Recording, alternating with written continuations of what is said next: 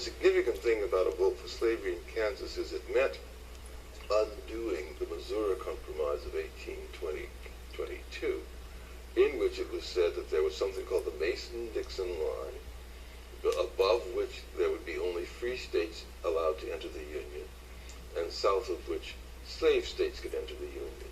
So the Kansas-Nebraska Act meant overturning the Mason-Dixon line, overturning the Missouri Compromise, and opening the whole country to slavery if you could only get a majority of people to vote for it.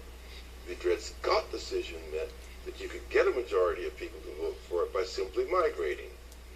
And so you had a campaign, actually a small war in Kansas, when people who wanted to defend slavery, they were sent in to populate the state and to resist those who were being sent in to try to turn it into a slave state. And they actually had conflict between them. The anti-slavery people, the abolitionists, were called people who went with Beecher Bibles, because they were said to be, in some ways, inspired by the preachers in the Beecher family to go into Kansas and take up the cause of abolition.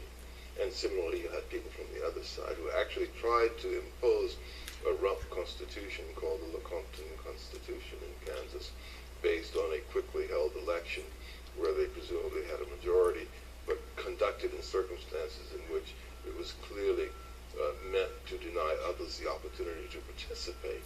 So that little crisis, which included some actual bloodshed and some shooting, was a crisis preceding the Dred Scott decision, which once the Dred Scott decision hits, means that it is no longer going to be possible to sustain the Missouri Compromise line of division between free and slave. So Lincoln presses this point. He presses it in Illinois.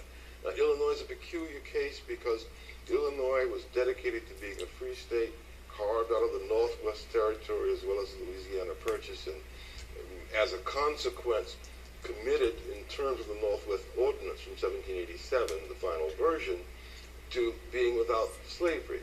This was adopted in 1787 by first the Confederation Congress and then ultimately the new government when it was installed in 1789 to organize a territory that had been acquired from Britain in the Revolutionary War.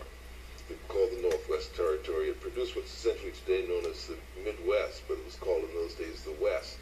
So the states of Ohio and Michigan and Illinois and Wisconsin and all of that territory, until it verges on what became the Missouri Territory, which extends all the way up through some of the states immediately west of Illinois, etc. But for the Northwest Territory, the enabling legislation specifically says there will be no slavery admitted. So it wasn't a state question, it was a federal question at that point, that these could only come into the Union as free states.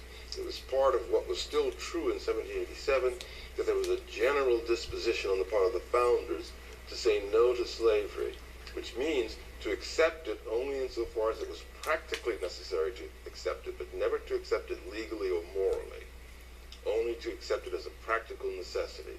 This was what was meant in those days when it was said that slavery was placed on the road to ultimate extinction and that it was regarded as a necessary evil.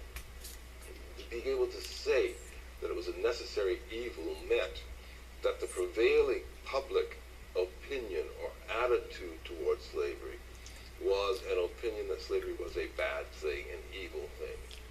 And it wasn't until the 1830s when the conversation began to change, and people led by John C. Calhoun, who had been a vice president and a senator from South Carolina, and who was the intellectual father of the Confederacy, began to make the argument that was called the positive good school of slavery. And starting in the 30s and leading up to the crises of the 1850s, this argument that slavery was a good thing began to grow. It grew in tandem with the increasing profitability of slavery, i.e., the more an economic presence slavery became, the more people began to be open to the argument that perhaps it wasn't evil after all. And one of the things Lincoln is struggling with is precisely the evidence that opinion was changing in such a way that Americans would cease to regard slavery as evil and begin to think of it as the right way to do things, and therefore making forever unlikely the prospect of abolishing slavery. change that opinion. When he would say, I do not intend to eliminate slavery where it exists, he meant nothing more than, I want to return to the standard which says slavery is a necessary evil.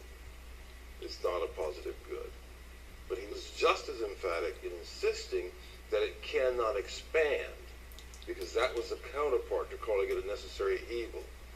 It is evil, it is not good, therefore it should not be taken anywhere that it doesn't already exist, insofar as it's possible for us to insist upon that.